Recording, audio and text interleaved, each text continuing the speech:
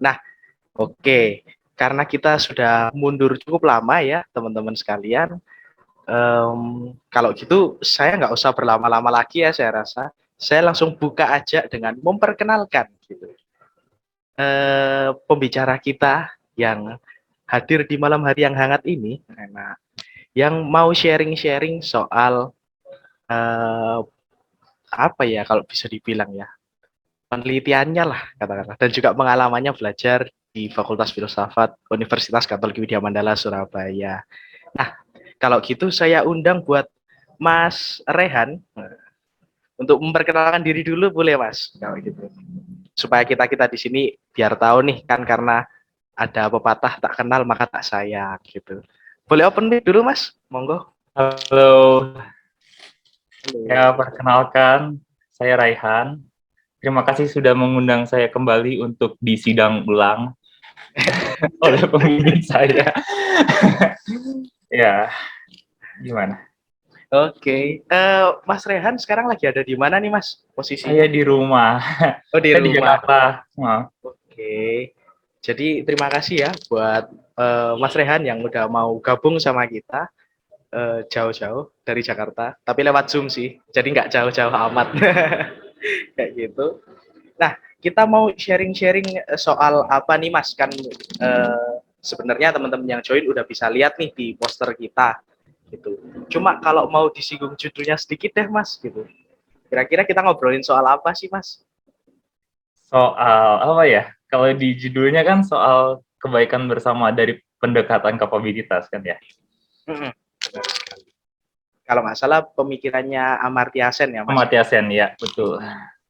Nah, ini kalau boleh sharing sedikit sebelum kita mendengarkan ya penelitian lah katakanlah yang sudah dilakukan oleh Mas Rehan ini.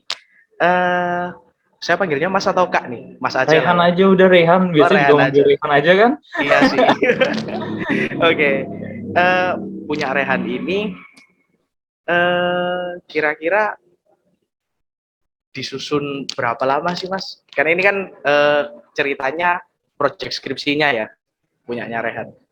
Hmm, dari apa? Dari proposal apa dari nulis skripsinya nih? Dari kalau dari proposal hitungannya berapa lama Mas? Kan proposalnya jadi proposal terus satu semester nggak ngapa-ngapain, baru semester berikutnya kan skripsi kan. Jadi ya satu semester proposal, satu semester skripsi. Oke oke oke. Nah, kalau gitu eh, mungkin bisa mulai aja langsung start presentasinya. Nggak perlu berlama-lama lagi ya Mas ya, karena kita juga udah nggak sabar nih nungguin sebenarnya materinya. Dan juga terutama kita juga mau lihat di sini soal relevansinya nih. Jadi kan Mas Rian udah lebih dulu membaca dan juga mendalami lah pemikirannya Amartya Sen ini, dan kira-kira apa sih nantinya end goal-nya yang bisa kita pakai gitu loh dalam kehidupan kita sehari-hari. Kurang lebih itu ya Mas ya.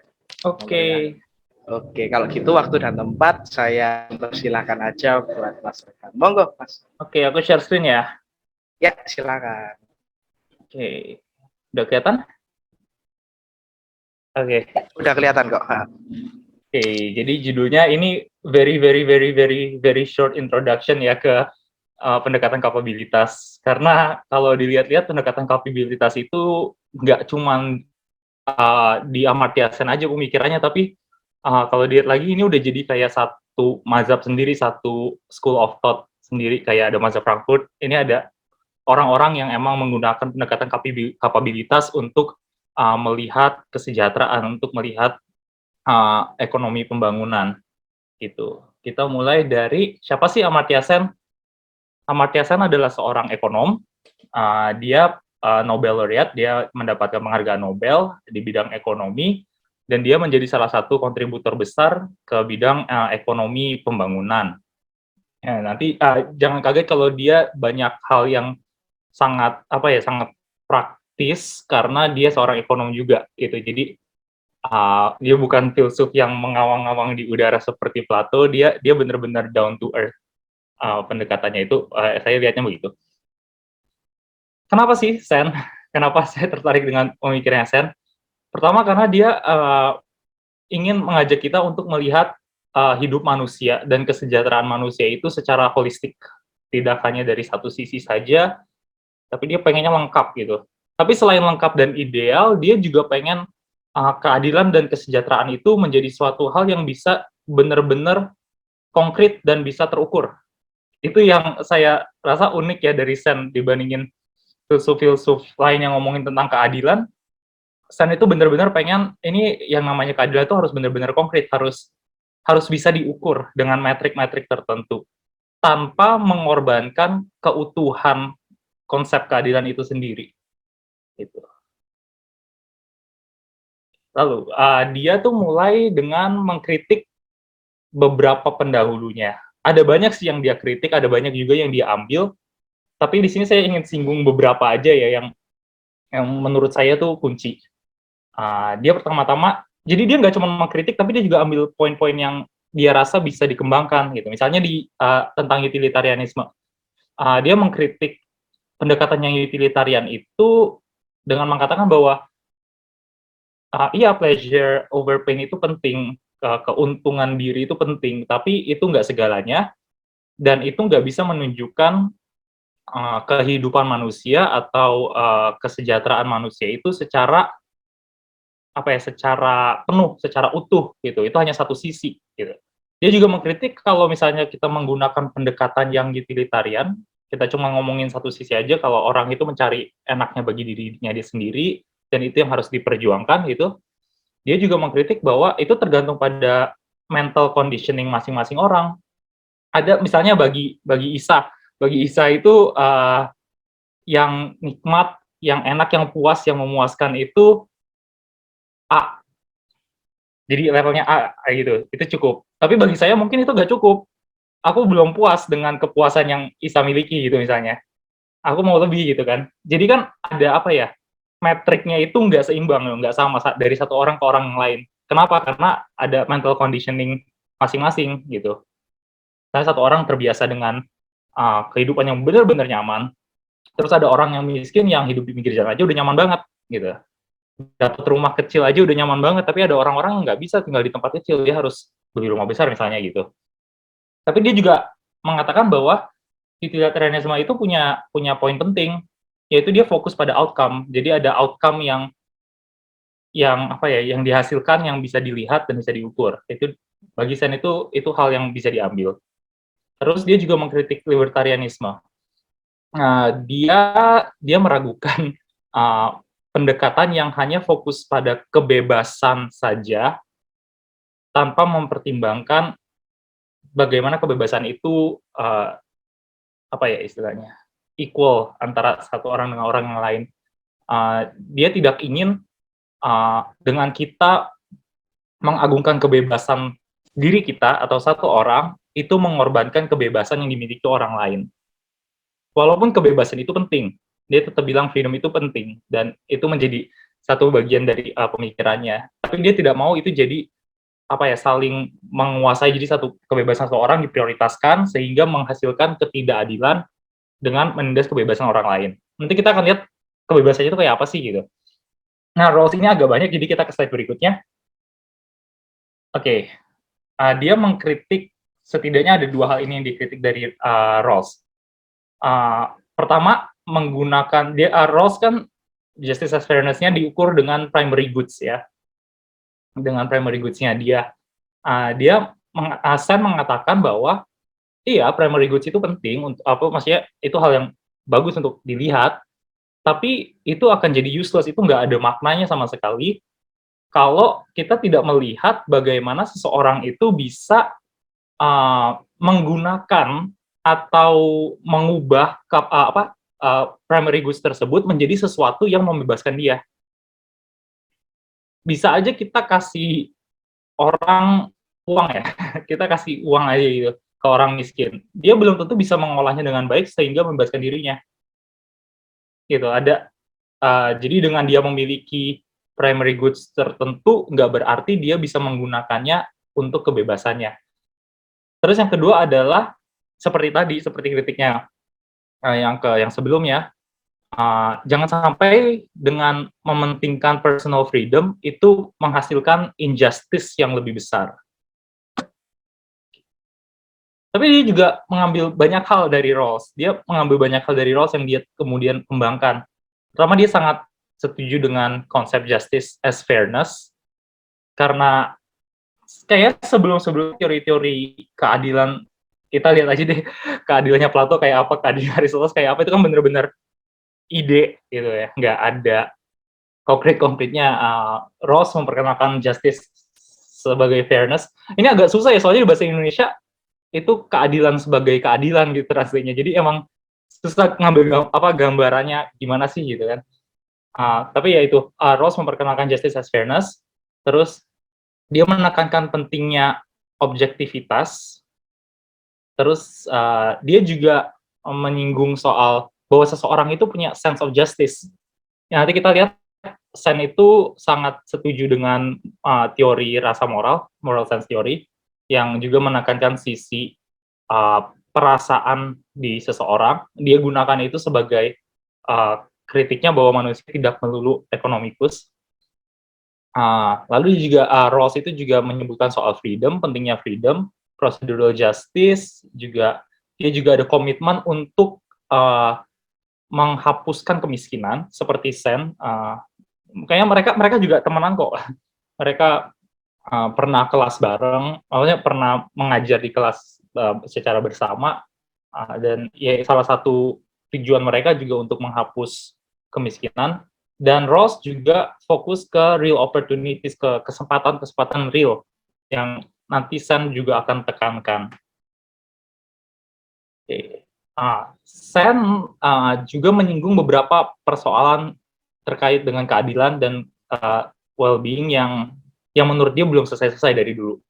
Pertama, ide tentang justice sebagai sebuah institusi yang adil. Kalau kita lihat pendekatan-pendekatan teori istilahnya kontrak sosial, itu kan konsep keadilannya itu membentuk sebuah negara Pancasila misalnya. Adil itu apa? Adil itu Pancasila gitu kan. Itu kan menyinggung justice sebagai institusi yang ideal. Dia merasa bahwa ini nggak cukup kita berhenti pada gambaran institusi yang adil. Dia juga ingin mengubah pendekatan dari yang kontraktarian, dari yang ide-ide kontrak sosial, menuju sebuah pendekatan yang komparatif. Jadi kita tidak mengukur keadilan itu threshold-nya kontrak sosial yang mana, enggak, tapi lebih ke gimana kita tahu suatu itu tidak adil, ya kita bandingkan sebelum dan sesudahnya, kita bandingkan satu tempat ke tempat yang lain, satu keadaan dengan keadaan yang lain. Lalu dia juga menekankan pentingnya perspektif yang terbuka, perspektif yang global. Ini dia katakan itu untuk melawan konsep parokialisme, di mana saat sebuah komunitas tinggal di tempat yang tertutup terhadap ide luar, mereka nggak bisa membandingkan penindasan yang mereka rasakan itu sebenarnya udah adil apa belum adil gitu. Jadi dia mementingkan ada keterbukaan dan pendekatan yang komparatif. Oke. Nah, seperti biasa, kalau ngomong filsafat kan kita nggak boleh lepas dari manusianya siapa sih, gitu ya. Ntar dimarahin sama dosen-dosen. Jadi, Sen itu menggunakan moral sense theory, seperti saya bilang tadi. Dia menggunakan, tradisi pemikiran ini untuk mengatakan bahwa orang itu nggak melulu ekonomik, nggak melulu rasional demi kepentingannya diri sendiri. Mereka juga punya sense. Mereka juga punya sense yang bisa secara instingtif tahu kalau ini tuh nggak adil gitu.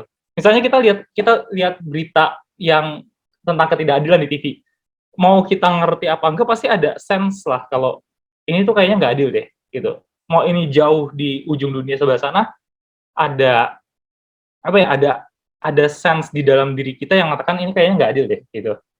Nah, dari situ baru kemudian kita lihat sebab akibatnya, kita rasionalkan dan kita taruh reason di dalamnya, dan habis itu mengerti oh itu tidak adil gitu. Tapi Sen menganggap bahwa manusia itu punya sense tentang ketidakadilan. Jadi dia tidak melulu ekonomikus, tidak melulu kepentingan diri.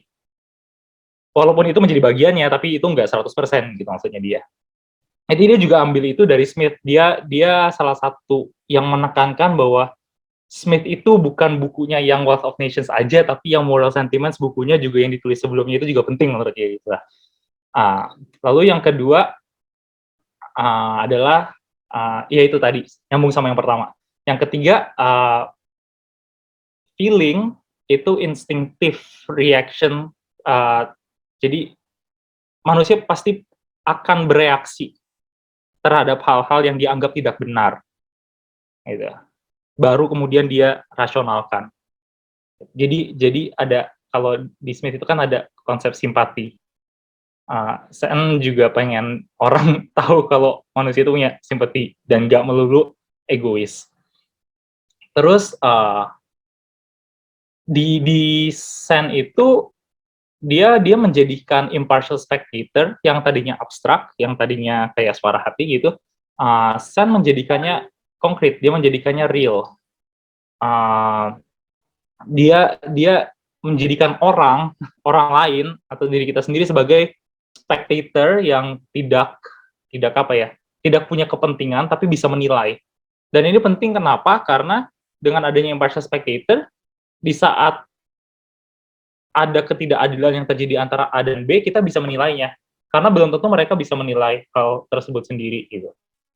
Dia juga menunjukkan menyebut konsep agency dan well-being. Nah, kita akan ngomong ini di slide berikutnya. Nah, ini kurang lebih gambaran manusianya Sen. Jadi manusia itu terdiri, maksudnya bagiannya itu ada agensinya dia, ada agensi itu apa bahasa Indonesianya ya? Kepelakuannya dia, dan ada well-being-nya, kesejahteraannya dia. Nah, well-being dan agency ini membentuk functioning-nya seseorang. Ada beings-nya, keberadaannya, dan doings-nya, keberlakuannya dia. Jadi eksistensi manusia itu dibentuk oleh dia memiliki kepelakuan, kebebasan untuk kemampuan untuk memilih tujuan hidupnya yang bernilai, manusia bernilai itu agency, dan well-being, kesejahteraannya dirinya. Itu membentuk functioning-nya dia. Functioning itu apa? Functioning itu beings and doings, keberadaan dan keberlakuannya.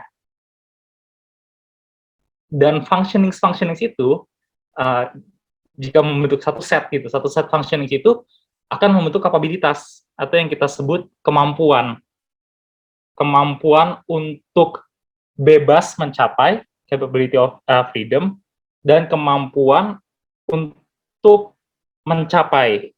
Jadi dia nggak hanya melihat apa yang orang itu telah capai, tapi apakah dia punya kebebasan atau kemampuan untuk bisa mencapai yang dia anggap bernilai tersebut. Dari situ itu membentuk beings and doings lainnya, membentuk functioning lainnya yang membentuk set itu membentuk kapabilitas, dan kumpulan kapabilitas membentuk capability set yang membuat dia mampu untuk be and do hal-hal yang lainnya gitu. Jadi orang yang ini gambarannya gimana ya? Ada orang kaya, dia mencapai kemampuan untuk hidup kaya, tapi dia nggak punya kebebasan. Misalnya dia terkurung, dia terpaksa untuk jatuh dalam keluarga itu.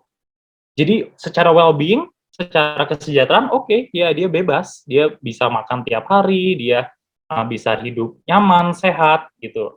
Tapi di sisi agensinya, dia nggak punya pilihan, dia nggak punya kemampuan untuk mencapai yang dia anggap bernilai. Itu agensinya. Jadi freedom atau achievement di sisi well-being belum tentu dia memiliki freedom dan achievement di agensinya, di keberadaan dan keberlakuannya dia. Gitu. Jadi dia bedakan dua itu. Sebaliknya juga dia mungkin punya agensinya, dia punya kebebasan, dia punya hal yang bernilai yang dia bisa capai, tapi dia tidak punya well-being yang cukup gitu misalnya. Kurang lebih gambarnya gitu. Memang agak rumit filsafat manusia. Oke, jadi apa sih justice?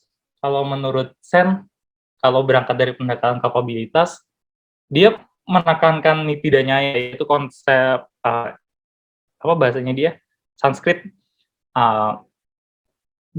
Nyaya itu seperti apa ya, ide besarnya justice, ide abstraknya yang platonic justice gitulah kurang lebihnya, ide-ide besar tentang justice. Meanwhile niti itu fairness yang konkret, fairness yang menginjak bumi gitu loh, yang jelas.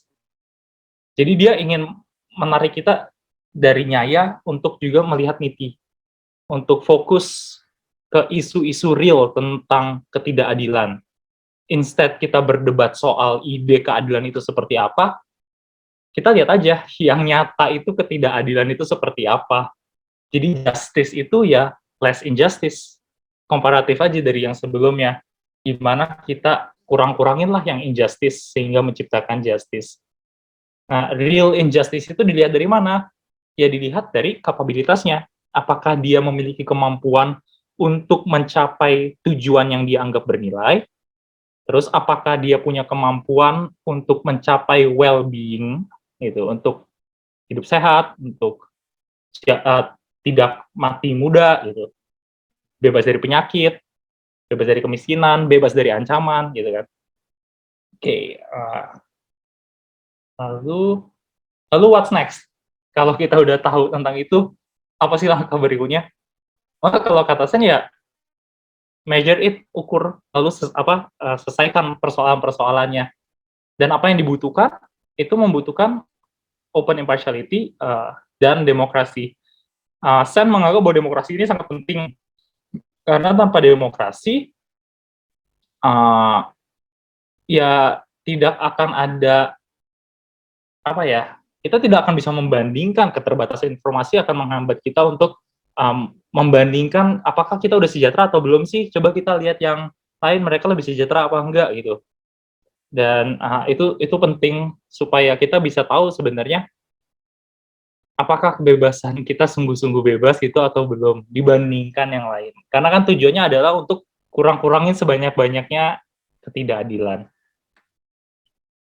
Oke. Progresnya gimana sekarang? Kalau saya lihat-lihat, capability approach itu udah menjadi, bahkan ya itu udah menjadi suatu metode penelitian, udah jadi metode untuk mengukur kesejahteraan, walaupun belum sempurna, karena salah satu kritik terhadap pendekatannya Sen adalah itu sangat rumit untuk bisa diukur. Nggak kayak kalau kita lihat dari pembangunan dari sisi GDP aja, itu kan gampang ya, kita lihat datanya, keuangannya best. Kalau kita pakai pendekatan kapabilitas, kita harus lihat, kita harus pertimbangkan definisi nilai yang bernilai bagi seseorang itu apa sih dalam kehidupan. Karena itu kan yang jadi penentu apakah apakah kebebasan itu tercapai atau enggak.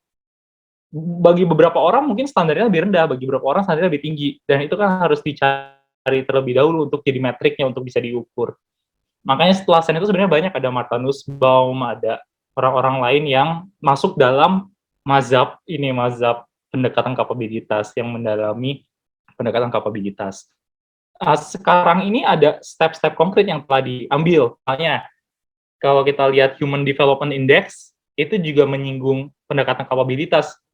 Nah ini UN SDG ya, Sustainable Development Goals untuk tahun berapa tuh, ada no poverty, zero hunger, good health and well-being. Ini masing-masing ini misalnya kan capability set, satu capability set 2. Nah, kombinasi dari beberapa kapabilitas ini bisa membentuk capability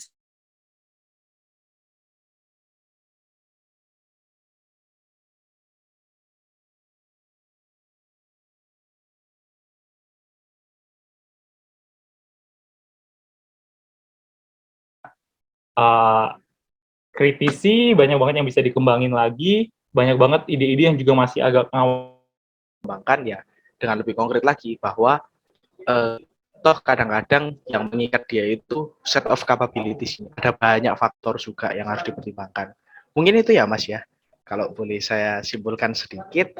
Nah, kalau gitu buat teman-teman yang udah mulai kepo atau juga mau ngulik-ngulik lebih dalam nih soal pemikirannya si Sen ini dan juga soal keadilan, dipersilahkan mungkin bisa lewat kolom komentar, lewat kolom chat, dan juga bisa langsung raise hand atau open mic langsung nggak apa-apa.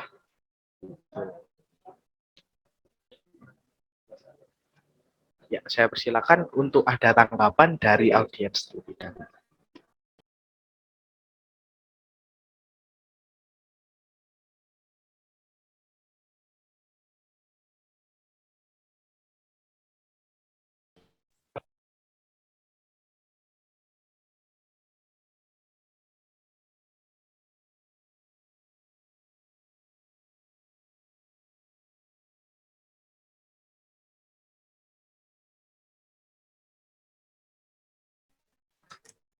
Oke, selagi kita nunggu ya Mas ya, mungkin kita bisa ngobrol-ngobrol dikit lah untuk memperdalam ya kan soal tadi.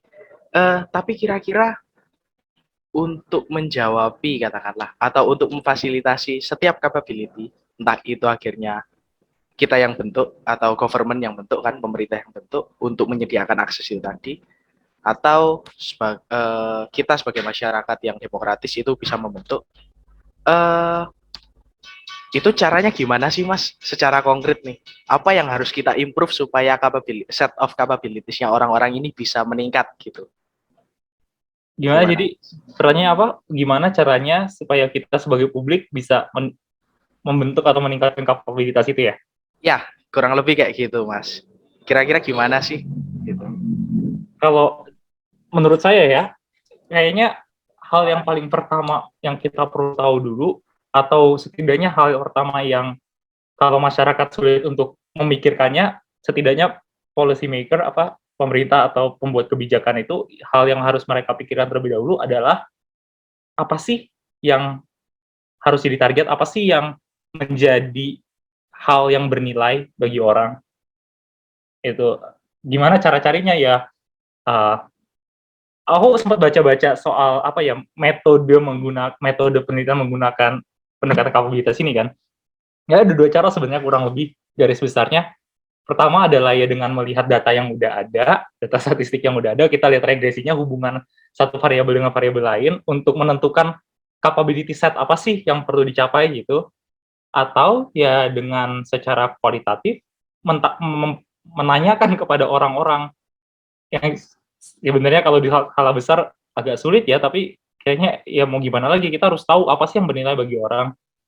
Karena yang agency itu, apa yang bernilai bagi orang itu kan akan menentukan apa yang mau dicapai gitu. Jangan sampai kebijakan itu menghasilkan kebijakan yang sebenarnya bagi orang itu nggak penting, nggak bernilai, nggak meningkatkan kebebasan mereka gitu. Oke, tapi masyarakat kalau itu kan ngomong akhirnya kebijakan, policy, kita ngomong soal pemerintah ya Mas. Hmm. Tapi kalau apa ya istilahnya ya? Ya masyarakat madani lah kayak gitu. Masyarakat yang demokratis ini uh, bisa nggak Mas membentuk itu? Maksudnya mengkondisikan dan lain-lain, menjawab persoalan itu. Sendirian Dari maksudnya. masyarakat sendiri, maksudnya dari kelompok-kelompok grassroots lah katakan, atau kelompok-kelompok yang Oh, cukup udah bisa tercerahkan. harusnya Bisa bisa ya? dengan saling membantu gitu. Saling apa ya?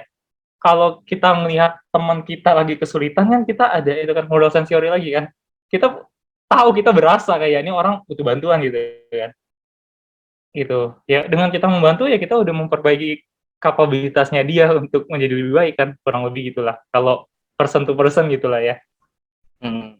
Tapi tetap akhirnya yang jadi poinnya ada di soal kapabilitasnya ya. Iya, iya, iya, yang mau nggak mau kan Oke, itu oke. yang menjadi tolak ukurnya kan kalau menurut Hmm. saya. Hmm. Nah, kalau gitu mungkin ada teman-teman yang udah mulai kepancing nih gitu atau yang udah mulai kepo, bisa dipersilakan resen open mic langsung atau bertanya atau menanggapi lewat kolom chat.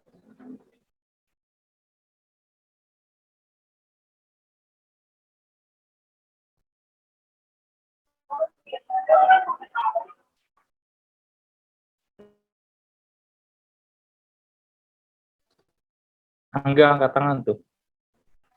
Oh, oke, ada yang resen ya. Ya silakan langsung open mic aja, nggak usah sungkan-sungkan guys. Siapapun boleh komentar.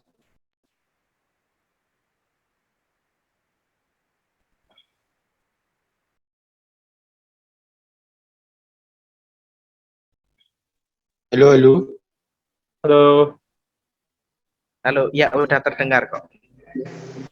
Oke, saya mau tanya nih, demokrasi yang dimaksud Sen itu demokrasi yang macam apa ya? Toh kita bisa lihat di dunia kan beda-beda tuh macam secara sistemik gitu atau struktural. Misalnya di Indonesia sendiri menganut demokrasi terpimpin gitu. Atau yang dimaksud Sen demokrasi ya open demokrasi gitu aja. Thank you, itu aja sih. Aku harus buka skripsiku lagi nih. Apa yang dimaksud dengan demokrasi yang Sen? Secara garis besarnya sih, Sen ingin dia melihat bahwa proses demokrasi itu yang di mana ada kebebasan informasi dan hal-hal semacam itu menjadi hal yang penting karena kalau enggak kita nggak bisa compare atau mengkritisi di saat ada hal-hal yang tidak adil, yang kita rasakan tidak adil gitu. Gimana kita tahu kalau kita ini tidak ditindas kalau kita tidak melihat orang lain yang lebih bebas gitu, kurang lebih gitulah. Maksudnya kalau kita lihat Korea Utara kan ya, mereka tertutup, nggak ada informasi dari luar masuk. Mereka juga merasa oke-oke aja tuh hidupnya gitu kan. Karena mereka tidak melihat, tidak mampu untuk membandingkan freedom mereka dengan freedom lain gitu. Bagi Sen itu, uh, adanya keterbukaan tersebut memungkinkan kita untuk menilai secara komparatif gitu. Jadi sehingga kita bisa melakukan sesuatu untuk menghasilkan kebebasan yang lebih bebas. Kurang lebih gitu. Lo ada pada atunya nanya. Menjawab nggak? Kurang ya? Bentar aku buka skripsi dulu itu halaman berapa ya? Kayaknya aku sempat singgung. Udah lupa. uh, ada waktu itu ditanyain juga pas skripsi soalnya. Gitu mas. Apa yang penting kan ya kurang kan lebih gitulah ya. Kurang lebih tapi kayak gitu ya soal demokrasi dalam perspektifnya si Sen gitu. Oke, mungkin juga ada teman-teman yang lain yang mau meramaikan.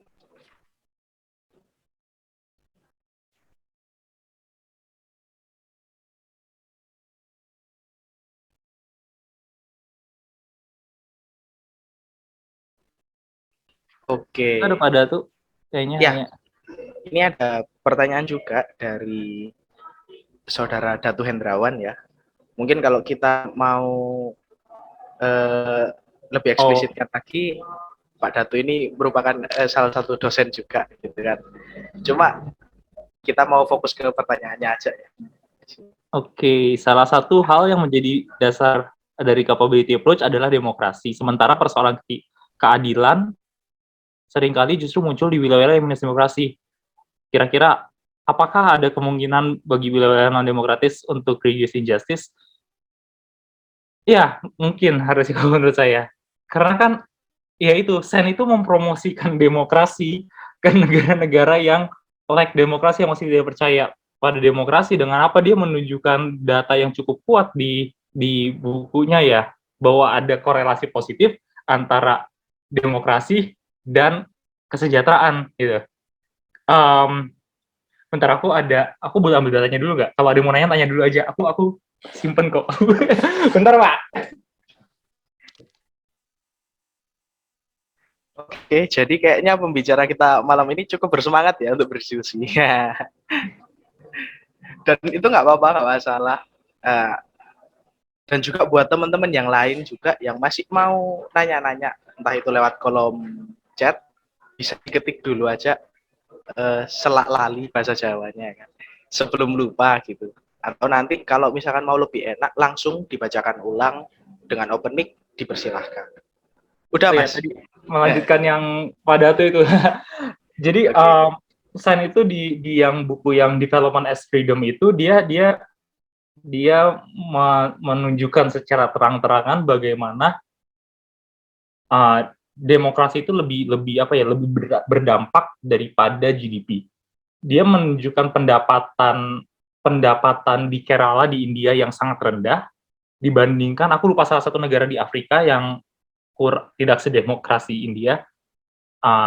negara itu jauh lebih tinggi pendapatannya, GDP-nya, secara ekonomi jauh lebih bagus, dan di Caroline itu jauh lebih miskin. Tapi dia menunjukkan bahwa angka kemungkinan hidupnya jauh lebih tinggi di India dibandingin di negara Afrika tersebut. Sen tuh pengen nunjukin loh kalau kamu ngomong GDP nggak akan ada apa-apanya, ini lihat aja demokrasi itu juga penting gitu. Kebebasan itu lebih penting, lebih apa ya, juga dibutuhkan gitu. Jadi makanya kalau justifikasi dari negara yang otoriter adalah nggak apa-apa, kita sejahtera kok, negara kita punya pendapatan yang cukup gitu, itu kalau dari pendekatan kapabilitas nggak juga gitu. Dari sisi well-being tetap dibutuhkan keterbukaan gitu. Kalau pertanyaannya adalah gimana untuk mengurangi ketidakadilan di negara yang non-demokratis, ya kita harus melawan otoritarianisme. Harus ada gerakan sosial yang mengubah sistemnya, karena kalau menurut saya itu apa ya, kunci sih ya negara demokratis, karena banyak nilai-nilai demokrasi yang mendukung pendekatannya Sen ini gitu. Oke, thank you jawabannya, Rehan. Mungkin ada teman yang mau bertanya ini ya, Mas accounting obor. Saya yakin lihat udah open mic di sini. Monggo Mas kalau mau bertanya. Halo, selamat malam teman-teman. Kedengaran ya? Malam Pak. Iya, kedengaran jelas kok Pak. Wah, ini diskusi yang menarik sebenarnya temanya. Saya ingin cerita ya, mau nanti ditanggapi saja. Dan konteksnya bagi saya ini mengena sekali ini. Tanggal 1 habis ngitung laporan keuangan disuguhkan dengan filsafat ekonomi. Baik, saya sedikit cerita mengenai apa yang saya hadapi ya. Jadi gini, nanti silakan ditanggapi dari sudut pandang keadilan Amartya Sen. Saya agak itu ya, apa namanya, konteks dunia kerja ya, atau bisnis. Karena ini soal ekonomi. Ya, ekonomi paling kecil ya bisnis itu, rumah tangga sih sebenarnya, yang agak menengah kan bisnis. Jadi gini, perusahaan-perusahaan gede itu sebenarnya dia mampu nge-hire karyawan, lalu ngasih benefit yang layak lah, yang layak kepada karyawan yang tapi gini, perusahaan-perusahaan gede itu mikirnya pasti gini, bagaimana caranya menekan biaya supaya profitnya gede juga. Jadi banyak perusahaan itu memilih untuk beroperasi atau membuka membuka tempat produksi atau berkantor itu di daerah-daerah dia yang memilih yang UMK-nya kecil. Misalnya kalau di Jawa Timur itu ya daerah-daerah seperti Kediri, lalu Nganjuk, Jombang itu kan kecil dibandingkan dengan Surabaya. Nah, mereka lebih suka buka usaha di sana ketimbang di Surabaya, karena kalau di Surabaya kan ongkosnya gede dari gaji karyawan, habis itu dari operasional lainnya. Lalu gimana ya, uniknya itu gini, perusahaan itu sebenarnya kan mampu dong gaji misal 2 kali lipat dari UMK-nya Surabaya, sebenarnya mampu banget ya, cuma dia memilih untuk buka kantor di daerah yang UMK-nya kecil, lalu dia nge-hire orang-orang daerah situ dengan standar saja, lalu mereka dan kami semua merasa kayak ya ini keadilan. Mereka setuju dengan kontrak yang ada kalau apa namanya kalau melanggar aturan nanti dipotong gaji, ini habis motong gaji ya. potongin gaji maksudnya. Dipotong gaji, dan itu fair karena ada kontrak di depan, dan itu sangat sangat fair sekali. Tidak ada yang tidak ada merasa wah ini nggak adil, wah ini nggak fair gitu. Gimana? Itu kan sebenarnya kalau dihitung lagi ya, dihitung secara akuntansi keuangannya, sebenarnya mereka bisa dan mampu, tapi dia nggak mau. Perusahaan-perusahaan itu nggak mau. Jadi tadi untuk menekan ongkos operasionalisasi, nggak mau. Ngapain buka di Surabaya? Hire aja orang-orang yang pengalaman, yang expert itu. Taruh beberapa orang itu di daerah sana, lalu yang lain staff lainnya itu ngambil di sana, otomatis kan rendah dan operasinya rendah. Gimana itu tanggapannya dari sudut pandang Amartya Sen? Apakah justru gara-gara keadilan yang kontrak sosial yang menjadikan subur ketidakadilan itu? Gimana? Silakan ditanggapi. Oke, thank you sharingnya ya Mas ya. Mungkin daripada berlama-lama, langsung aja Mas Rehan bisa tanggapi. Monggo Mas. Ya, saya memahami yang dimaksud oleh Bapak. Ya itu kalau dipakai termanya Sen kan itu secara agency, secara person, secara orang itu nggak bebas kan dia. Oke, secara kontrak iya itu adil. Ada kontrak ditandatangani, itu udah sesuai kesepakatan pemerintah daerah dengan perusahaan untuk gaji orang kebutuhan minimumnya segitu. Tapi di sisi lain kalau kita lihat dari agensi pekerja tersebut, dia kan nggak memiliki kebebasan ya. Itu yang Sen juga ingin katakan sebenarnya, bahwa kebebasan itu nggak cuma soal pendapatannya dia yang menghasilkan dia, ya dia hidup sejahtera, dia hidup cukup gitu.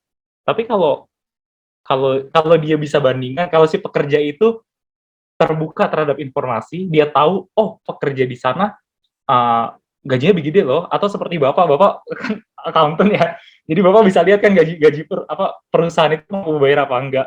Itu kan jadi apa ya? Jadi sesuatu yang menerangi bapak untuk tahu kan bahwa oh ini saya sebenarnya nggak bebas nih, ada hal bernilai yang nggak dicapai oleh saya karena saya tahu perusahaan ini bisa bayar tapi saya nggak dibayar gitu. Itu kan sebenarnya bagian dari pentingnya keterbukaan informasi itu yang tadi kalau dikatakan Sen kan ya, kalau skalanya di perusahaan. Sen kan ngomongnya itu kebijakan publik ya, tapi kalau kita bawa ke skala yang lebih kecil ke perusahaan kayaknya itu bisa masuk idenya Sen ya. Pentingnya kita tahu informasi supaya kalau enggak kan pekerjanya juga mana tahu dia digaji secara tidak layak kalau dia nggak tahu perusahaannya menghasilkan duit yang begitu banyak gitu. Jadi ya saya setuju dengan pendapat Bapak tadi. ada hal yang tidak membebaskan walaupun terkesan adil gitu. Gimana Pak? Iya. Boleh bertanya satu lagi. Ya, monggo Pak, silakan. Langsung aja. Oke. Jadi salah satu gini aja deh. Nanti saya buat kalimat untuk menyampaikan ke pemilik modal bahwa ini sebenarnya kurang keterbukaan informasi yang kayak itu. Gimana saya nyampaikannya ke pemilik modal? Untuk apa keterbukaan informasi soal gaji apa segala itu ya Pak ya? Wah, kalau itu ini kan Pak, sulit Pak kalau menurut saya ya. Karena kan pemilik modal juga ini sebenarnya ya, mereka punya lah itu uangnya dia kok gitu kan ya. Kecuali perusahaan terbuka gitu, dia harus sebutkan secara terang-terangan, kami menghasilkan uang segini tahun ini, kami gunakan segini untuk gaji gitu kan. Itu jadinya kalau perusahaan terbuka kan stakeholder juga bisa menilai gitu kan, apakah ini perusahaan bertindak secara adil atau enggak gitu kan, orang bisa menilai. Tapi kalau perusahaan yang tertutup, Pak, saya juga nggak tahu gimana untuk membuat orang tersebut, si pemilik modal itu untuk bisa membuka informasi itu. Ya, paling kalau solusinya yang sekarang udah ada, apa serikat pekerja. Kan informasi dibagikan di situ kan. Advokat-advokat yang memberi bantuan hukum, semua itu kan bisa berbagi informasi di situ. Saya rasa itu pentingnya serikat pekerja juga. Bukan untuk demo aja ya, Pak. Serikat pekerja kan tujuannya bukan cuma buat demo aja, tapi kan untuk memastikan bahwa pekerja itu juga mendapatkan hak-haknya, karena pekerja belum tentu sepintar itu untuk tahu hal-hal tersebut. Mungkin itu, Pak, menurut saya pentingnya serikat pekerja untuk berbagi informasi gitu, yang tidak dibuka secara publik oleh perusahaan gitu kali ya, Pak. Atau pers juga saya rasa penting ya, adanya pers yang bebas. Dan itu bagian dari demokrasi, adanya pers yang bebas ya, pers yang boleh mengkritik pemilik modal gitu, bukan pers yang dimiliki oleh pemilik modal. Tapi ya itu kurang lebih, Pak.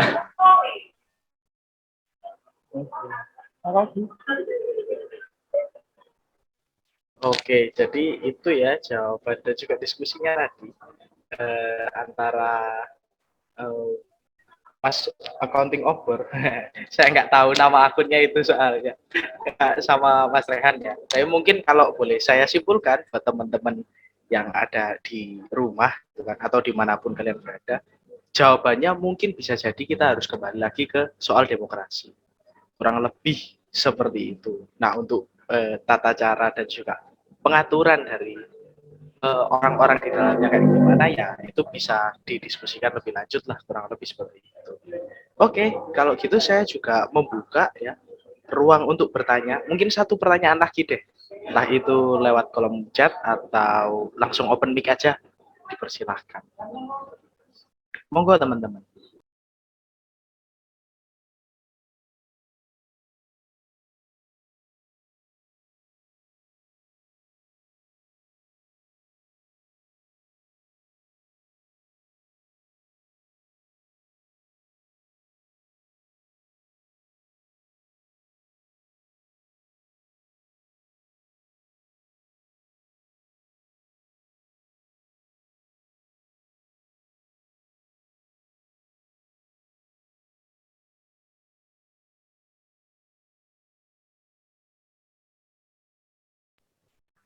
Oke, kalau belum ada mungkin.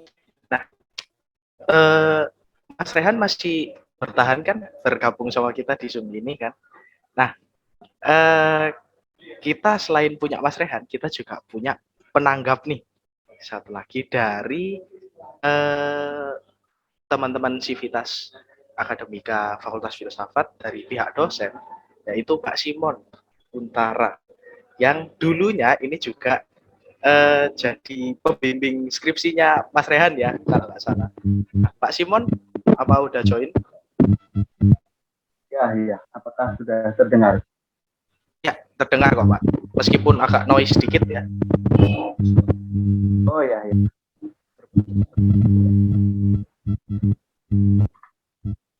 Oke, cukup jelas ya? Ya, oke. Kalau sekarang udah cukup jelas. Mungkin ada kipas atau ada alat elektronik Pak yang nyala di dekat sana. Oh ya, ya dekat dengan AC aja. Oh oke. Agak berbet-berbet Pak. Kayak bocor. Tapi nggak masalah Pak. Jadi Pak Simon di sini ini akan jadi penanggap ya, dan juga mungkin sedikit meluruskan diskusi kita yang juga udah kemana-mana nih. Kalau gitu berlama-lama ya Pak ya. Tapi sorry Pak sebelumnya, noise-nya lumayan besar Pak. Bentar ya.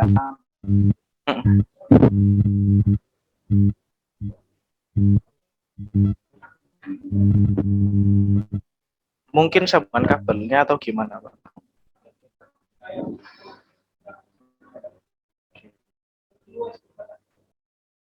Nah, Pak Simon ini selain juga jadi penanggap ya, beliau juga mengampu mata kuliah filsafat ekonomi ya terutama, yang paling relate lah dengan pembahasan kita hari ini. Ada komentar dari Pak Datu juga, gangguan demokrasi. Apakah sudah punya? Masih ada noise-nya Pak. Gitu. Oke. Tes, apakah sudah terdengar sekarang? Nah ini lebih bagus Pak, lebih baik juga. Oke. Nah kalau gitu Pak Simon silakan menanggapi diskusi kita dan juga memberikan kita pencerahan ya Pak ya. Nah, mungkin saya rasa seperti itu. Monggo Pak, waktu dan tempat dipersilahkan. Atau pemburaman gitu ya. Baik, teman-teman, terima kasih kepada moderator yang sudah memberikan waktunya. Saya semoga tidak sangat panjang. Tapi saya ingin sedikit, makasih juga buat Rehan ya. Harus mengingat-ingat lagi tuh kayaknya untuk apa yang dulu pernah diujikan.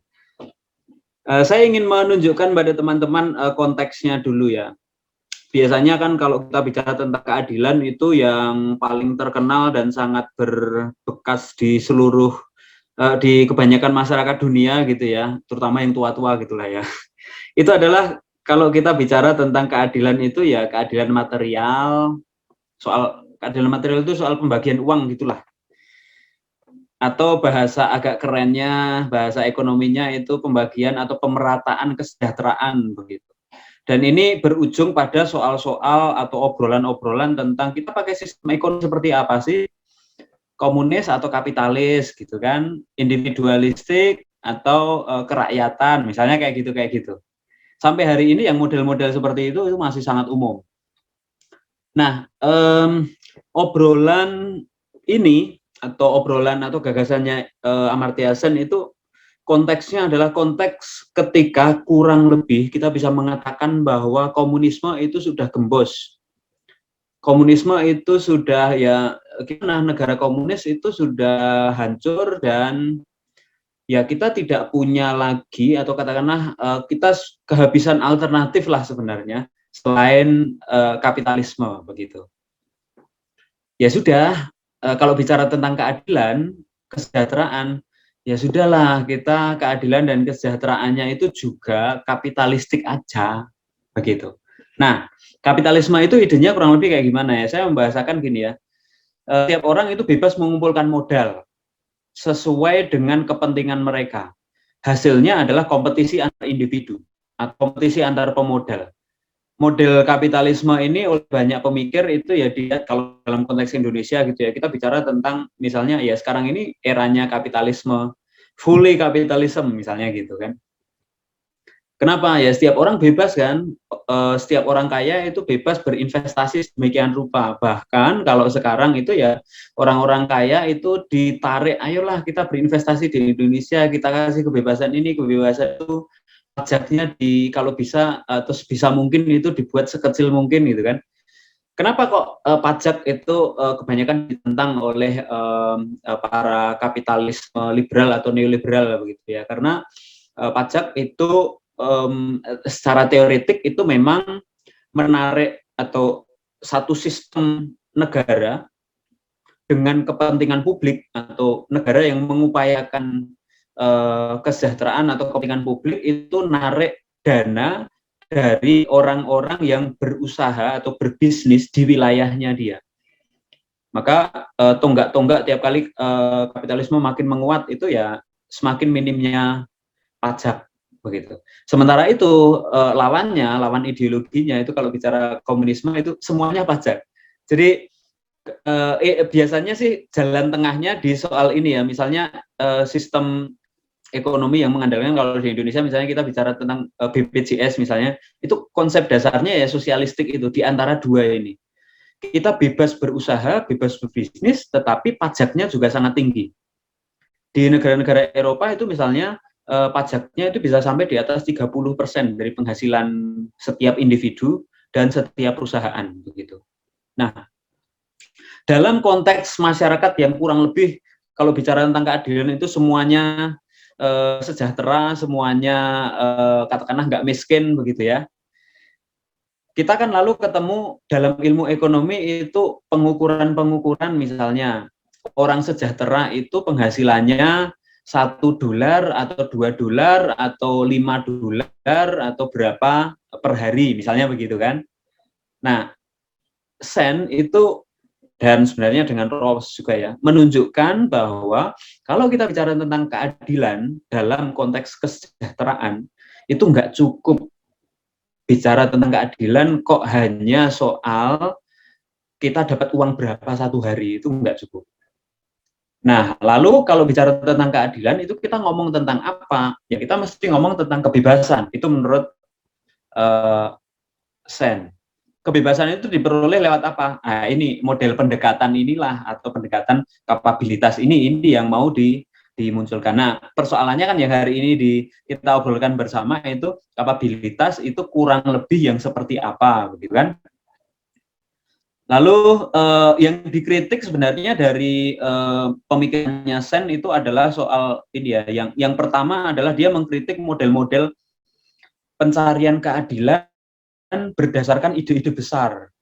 Adil itu apa? Adil itu kalau kita semua kaya, maka semua orang itu, atau katakanlah negara itu berusaha menjadikan setiap masyarakat itu kaya, misalnya gitu. Ide-ide transendental ini seolah-olah itu menjadikan kita itu pokoknya kalau kita mikir maka itu pasti akan terjadi. Padahal realnya kan enggak. Keadilan itu meskipun kita punya ide besar tentang keadilan, kita tetap harus mengupayakan step by step. Nah, sehingga Sen mau mengajak untuk, tadi sudah diceritakan sedikit ya kita harus jelas lah langkah-langkahnya itu kayak gimana begitu. Lalu yang kedua, yang juga dikritik oleh Amartya Sen itu adalah kalau kita bicara tentang keadilan, konsep tentang keadilan itu sendiri kan berciri elusif. Elusif itu kayak kalau kita megang air gitu loh. Semakin kita kencang memegang itu semakin hilang begitu. Atau ide ini juga terus-menerus berkembang sepanjang zaman. Dan Sen itu juga sangat peka ya dengan tadi diceritakan sedikit sama Rehan itu soal betapa katakanlah terasa agak relatifnya kalau kita bicara tentang keadilan. Saya ambil satu contoh yang juga dimunculkan oleh Sen, itu misalnya gini, ketika kita bicara tentang keadilan dalam hal fasilitas kesehatan, mereka-mereka yang tinggal atau masyarakat miskin di satu kota kecil, yang kotanya miskin juga, itu kalau ditanya tentang gimana fasilitas kesehatan di sini itu bagus apa enggak gitu, sangat mungkin mereka semua menjawab bahwa fasilitas kesehatan kami sudah baik, sudah bagus. Kenapa? Hanya karena ada satu rumah sakit besar di kota itu. Tetapi ketika survei yang sama dilakukan di kota besar, di mana orang-orangnya educated, punya pengetahuan luas tentang kesehatan yang baik itu seperti apa, maka dikasih fasilitas rumah sakit yang jumlahnya lebih dari 10 pun mereka akan mengatakan kita masih kurang begitu. Nah, dalam konteks ini, dalam konteks masyarakat yang terus-menerus berkembang ini, ide tentang keadilan juga nggak bisa kita fikskan, kita finalkan. Oh, yang adil itu harus kayak gini. Nah, adil itu harus dicari terus-menerus. Dengan apa? Dengan perbandingan, dengan kapabilitas yang semakin berkembang terus-menerus itu. Nah, lalu kalau kita bicara tentang keadilan yang kayak gitu, yang berdasarkan perbandingan itu, lalu adil itu yang seperti apa? Kita nggak usah ribet-ribet soal adil yang besar. Gini aja, adil itu adalah situasi di mana ketidakadilan semakin hilang. Gitu. Maka cara untuk mencapai keadilan itu tidak dengan menentukan apa itu adil, tapi kita cari mana nih yang tidak adil. Yang tidak adil itu dengan sense tadi ya, yang tadi disebut Rehan ya. Yang tidak adil itu kita perbaiki supaya jadi adil. Sehingga nanti pelan-pelan kita akan menuju apa yang kita konsepkan, tapi dikonsepkan tidak secara deduktif ya, secara induktif. Apa itu adil? gambaran besarnya kurang lebih ini ketika kita bicara tentang keadilan ya. Lalu adil itu soal apa? Sen mengkritik ukuran-ukuran keadilan yang seringkali menggunakan keadilan itu kan konsep abstrak ya. Tapi seringkali diukur melulu dengan misalnya nih, adil itu kalau orang sejahtera. Sejahtera itu kalau orang penghasilannya sekian misalnya gitu. Bagi saya itu penting. Tetapi itu nggak cukup. Lalu bisa nggak adil itu diukur? Misalnya nih, kita bikin survei tingkat atau indeks kebahagiaan misalnya. Kalau orang bahagia berarti sudah adil. Nah, bagi Sen, ini masalah besar ini. Kenapa? Orang miskin juga bisa bahagia. Toh, ini yang sering, yang umum juga. Adil itu ketika apa? Ketika semua orang kaya. Persoalannya, apakah di negara-negara yang semua orangnya kaya, itu mereka betul-betul merasa bahwa mereka itu mendapatkan keadilan? Belum tentu juga. Dalam banyak kasus, itu misalnya saya ambil contoh beberapa negara yang super kaya, anaknya lahir itu katakanlah negara sudah bisa menggaji dia sekian puluh juta misalnya gitu ya. Itu belum tentu juga orang-orangnya itu merasa bahagia dalam hidupnya atau merasa bahwa oh pemerintah sudah adil begitu. Karena dalam banyak kasus juga semakin orang kaya dia semakin malas belajar misalnya. Semakin apa-apa nggak bisa, semakin membutuhkan banyak orang untuk membantu dia, misalnya kayak gitu. Nah, apakah hal yang kayak gitu itu adil? Bagi Sen, enggak. Keadilan itu justru soal terkait dengan kebebasan dan kapabilitas. Nah, kapabilitas itu lebih ke soal apa? Saya lebih melihat bahwa kapabilitas itu lebih ke soal akses-akses di mana orang bisa mencapai kebebasan. Lalu kebebasan itu apa? Sederhananya sih saya lebih melihat bahwa mengikuti ide-idenya Sen gitu ya. Kebebasan itu ya situasi, bukan hanya ketika kita nggak terikat, kita bisa pergi kemana saja gitu. Bukan soal itu ya. Bisa pergi kemana aja, tapi kalau nggak punya uang juga itu nggak bebas juga gitu kan. Kalau punya uang banyak tapi nggak ngerti fungsi-fungsi atau nggak ngerti cara-cara untuk bepergian, itu juga bagi Sen itu juga nggak bebas gitu kan. Nah, bagi Sen itu yang penting justru soal akses-akses yang dibuka untuk mencapai kemungkinan-kemungkinan kita bereksistensi. Saya ambil contoh misalnya begini. Waktu kecil mungkin teman-teman atau kita semua pernah dipaksa untuk sekolah gitu kan ya. Mungkin waktu itu atau sekarang barangkali kita masih merasa bahwa oh saya ini nggak bebas. Tapi persoalannya gini, setelah kita sekolah, bukankah kita punya kemungkinan lebih banyak untuk bereksistensi daripada kalau kita nggak sekolah? Nah, dalam konteks bahwa kita bisa mencapai kemungkinan atau pilihan-pilihan lebih banyak dalam hidup atau dalam bereksistensi, disitulah kita mencapai kebebasan yang semakin luas. Ketika orang bisa mencapai atau bisa punya banyak pilihan, nah disitulah dia punya kapabilitas yang lebih tinggi lagi. Nah, konkretnya apa? Konkretnya, saya lebih membayangkan kemudian jadi seperti ini. Kalau kita diberi pilihan, misalnya nih, hidup dalam satu negara yang setiap hari itu kita bisa bebas mencari uang dan kita gampang mencari uang, misalnya gitu ya. Tetapi jaminan-jaminan, jadi kita kan hidup kaya raya gitu ya.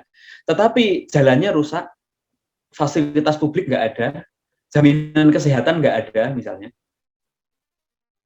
Itu pilihan pertama ya.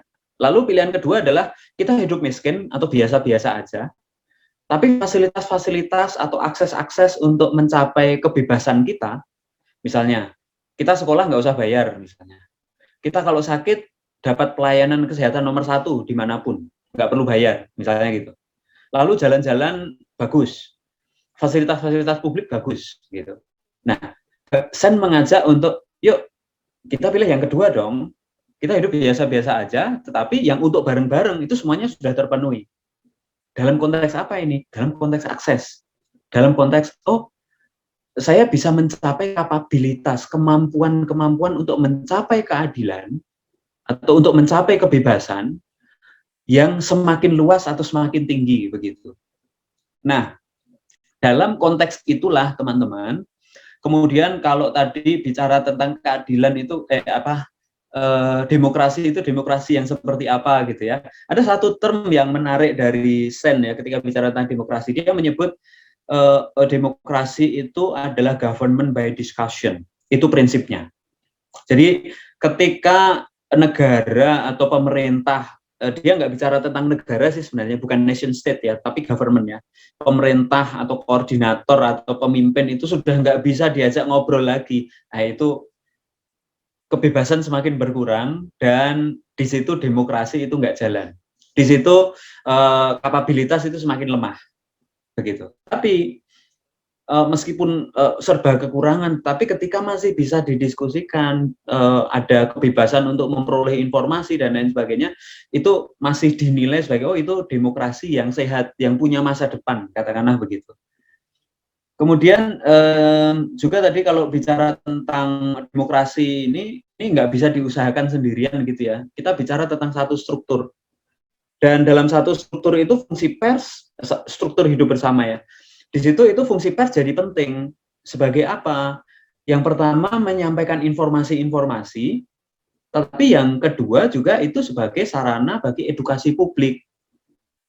Jadi Sen itu melihat bahwa setiap orang itu punya, dia menyebutnya itu ilusi posisionalitas. Misalnya, seorang presiden itu seringkali nggak ngerti apa yang dialami oleh rakyat yang jauh ada di bawahnya. Sementara rakyat yang jauh ada di bawahnya juga nggak ngerti apa yang dialami atau apa tekanan-tekanan apa yang dirasakan oleh sang presiden. Itu ilusi posisionalitas. Posisi kita di mana itu menghasilkan apa yang kita yakini tentang realitas yang ada di sekitar kita.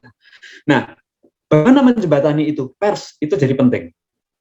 Supaya masyarakat bawah tahu apa yang dilakukan di atas dan supaya yang di atas itu tahu apa yang jadi kebutuhan yang di bawah. Lalu pers yang ideal lalu yang seperti apa? Ya bukan hanya pers yang bebas ngomong aja sih sebenarnya. Tapi pers yang sehat juga ya, memberi informasi-informasi yang ini bukan soal keseimbangan ya menurut saya, tetapi informasi-informasi yang mendukung pencapaian kebebasan dari setiap orang sebenarnya.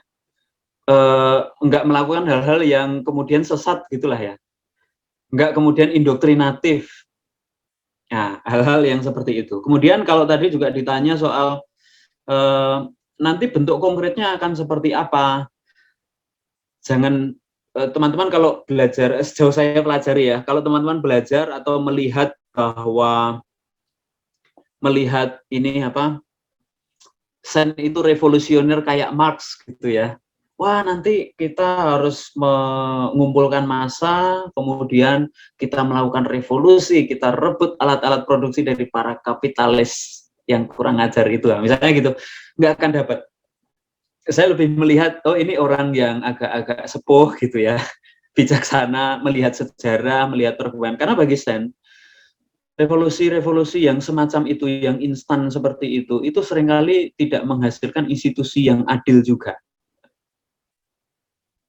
Apa yang karena masyarakat atau institusi yang kemudian dimunculkan, itu seringkali juga bukan institusi yang siap dengan prinsip-prinsip dasar untuk nantinya mencapai kebebasan itu.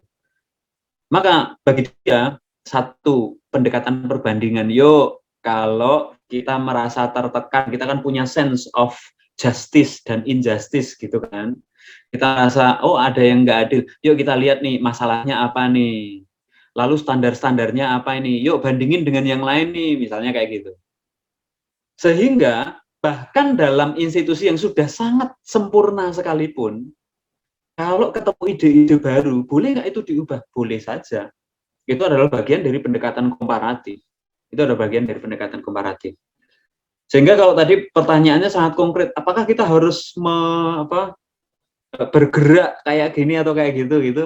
Saya tidak menemukan saat narasi dari Sen yang dia provokatif begitu ya. Yuk kita begini atau begitu. Enggak. Dia justru mendorong agar betapa pentingnya rasio yang scrutinized gitu ya. Jadi pikiran-pikiran yang tajam, pikiran-pikiran yang detail, pikiran-pikiran yang katakanlah mau rumit begitu, nggak mikirnya sesederhana itu begitu. Nah dalam konteks kita ya saya akan menyebut betapa pentingnya lalu ruang diskusi misalnya supaya pendekatan komparatifnya jalan. Kalau dalam kasusnya yang tadi Kurniawan sebut tadi misalnya gitu ya, ada kemungkinan nggak para karyawan itu satu sama lain ngobrol? Ada ruang atau akses nggak antara diskusi antara karyawan dengan pimpinan misalnya gitu? Ada nggak informasi-informasi yang di-share sehingga nanti memungkinkan pembagian upah yang fair misalnya gitu? Nah, dalam konteks ini memang kemudian masyarakat yang terliterasi itu menjadi penting. Saya sadar betul soal ini. Dalam masyarakat yang misalnya nih, semua orang itu masih yakin bahwa perbudakan itu enggak apa-apa, misalnya gitu.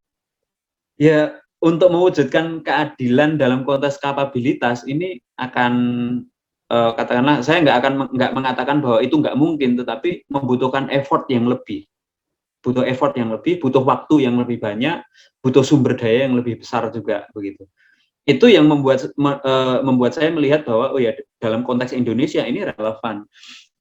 Artinya kita nggak bisa andean-andean bahwa misalnya kalau dulu ya 2019 atau mungkin 2016 atau 2015 gitu, nanti kalau Prabowo atau Jokowi jadi presiden, ada Ratu Adil gitu ya, pasti kita akan mencapai keadilan misalnya gitu.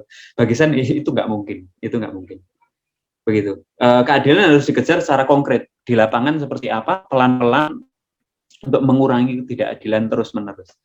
Itu aja sudah panjang lebar ya. Biasanya ini satu sesi sendiri soalnya ya. Oke, ya. Oke, thank you Pak Simon atas peruwetannya, tapi yang saya rasa juga meluruskan kok Pak Akhir ya gitu. Nah, sekarang di sini saya lihat di kolom komentar udah makin panas nih buat teman-teman, buat Pak Simon dan juga buat Rehan. Mohon bersabar ya Pak ya, tetap standby gitu. Karena banyak pertanyaan yang asik gitu. Nah, mungkin saya bacakan urut ya dari atas, tidaknya ada 3 pertanyaan yang bisa kita diskusikan lagi bersama. Dari Angga Phil dulu. Bagaimana persoalan kemiskinan yang jadi concern utama dari Sen menurut saya? Apakah ini bisa ditanggulangi dengan pendekatan kapabilitas secara konkret? Nah, bagaimana Ci soal distribusi income kalau di mata Sen juga dalam struktur politik juga dibutuhkan,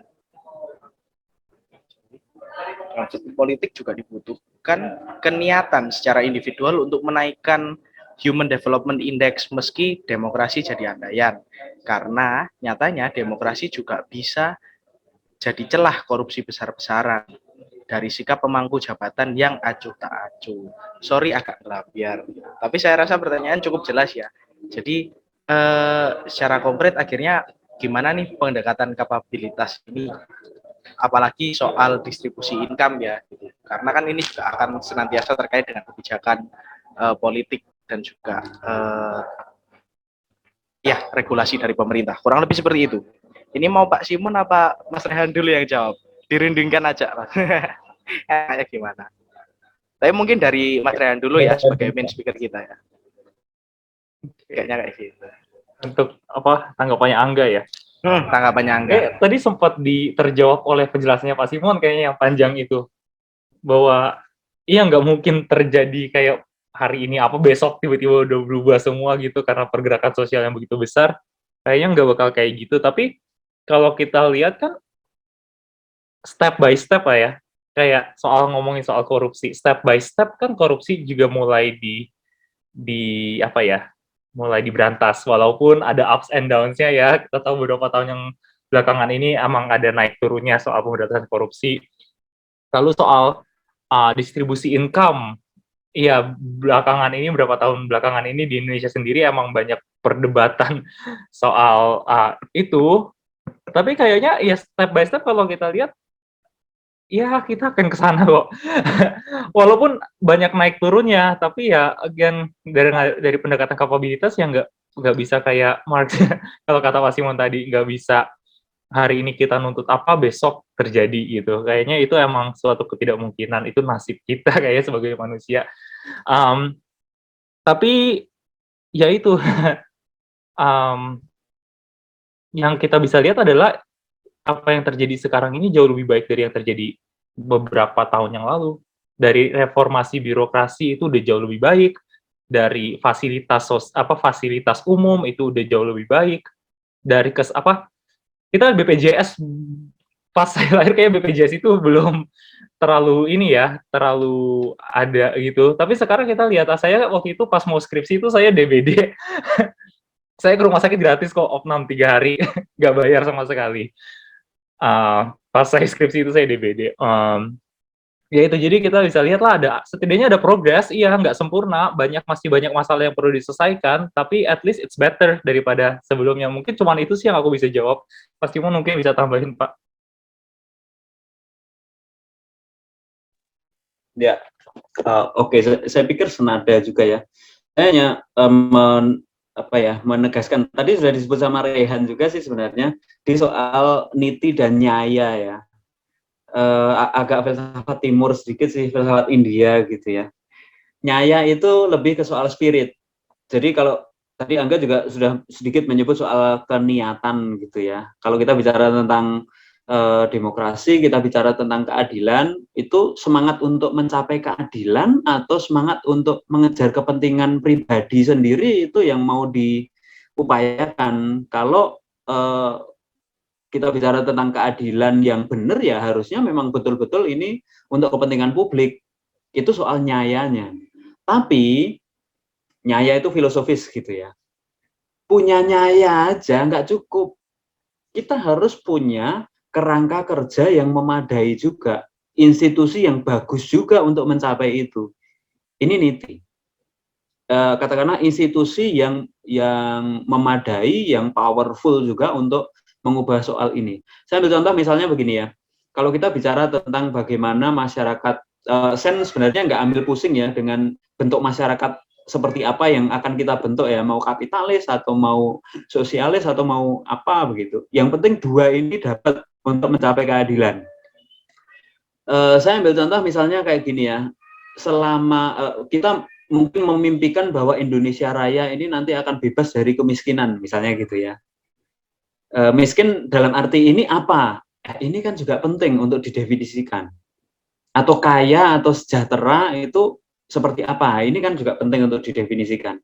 Nah, tetapi kalau nanti kita sudah ketemu definisinya kurang lebih seperti apa, semangat ini harus didukung juga oleh ini institusi-institusinya itu betul-betul membawa orang atau mengarahkan orang ke sana atau enggak. Nah, Sen mendorong agar upaya untuk mencapai atau upaya yang disemangati oleh nyaya yang kayak gitu itu dilakukan dengan yang tadi disebut scrutinized action gitu ya, tindakan-tindakan yang teliti, yang mau repot gitu ya. Untuk apa? Untuk melihat dimensi-dimensi dalam masyarakat. Nah, dalam konteks inilah sebenarnya Sen mengajak untuk yuk kita mengejar keadilan berbasis data lapangan. Masalahnya apa? Ukuran realnya apa? Jangan bilang kaya miskin. Miskin itu apa dulu? Standarnya apa? Kaya itu apa standarnya? Sejahtera itu apa standarnya? Maka tadi contoh yang dimunculkan saya kira cukup oke ya. Dan kita bicara soal perkembangan. Jangan berpikir bahwa mengupayakan keadilan itu seperti membalik telapak tangan gitu. Ya pelan-pelan, nanti semakin maju begitu ya. Dan kadang-kadang ada mundurnya juga gitu. Itu aja sih tambahan saya. Oke. Nah, ternyata diskusi kita tambah rame, tambah malam ya kan ya. Tapi nggak apa-apa, saya harap itu juga menjawabi. Cuma tadi ada interaksi juga dari saudara Angga, tadi sempat resen. Mungkin ada yang mau diluruskan dulu, nggak apa-apa, dipersilahkan.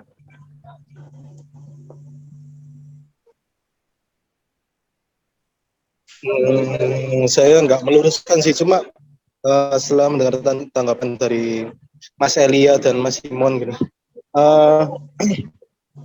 pada akhirnya nanti kita bakal terus bersandar pada institusi yang kuat gitu, gitu ya Mas ya. Jadi akhirnya kok saya melihat bahwa ya perkembangan atau paling enggak upaya-upaya manusia yang individual itu hanya dimungkinkan bisa berkembang akibat dari institusi, hanya satu institusi gitu toh. Jadi selamanya kita akan bersandar gitu. Karena yang mungkin menggerakkan ya institusi besar gitu, nggak mungkin dari dalam diri yang bagian dari institusi itu sendiri gitu. Itu sih. Ya,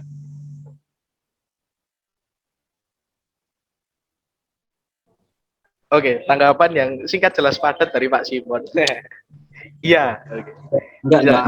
Untuk meluruskan. Oh iya, oh enggak. Saya Ternyata ingin- masih ada.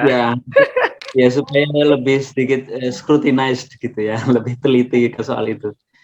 Saya sih lebih melihat bahwa Sen itu menunjukkan pada kita bahwa manusia itu tidak hanya terdiri dari individu-individu saja yang masing-masing itu teratomkan sendiri-sendiri gitu, enggak, tetapi individu-individu ini juga berrelasi satu sama lain dalam satu jalinan yang sebenarnya saling menentukan.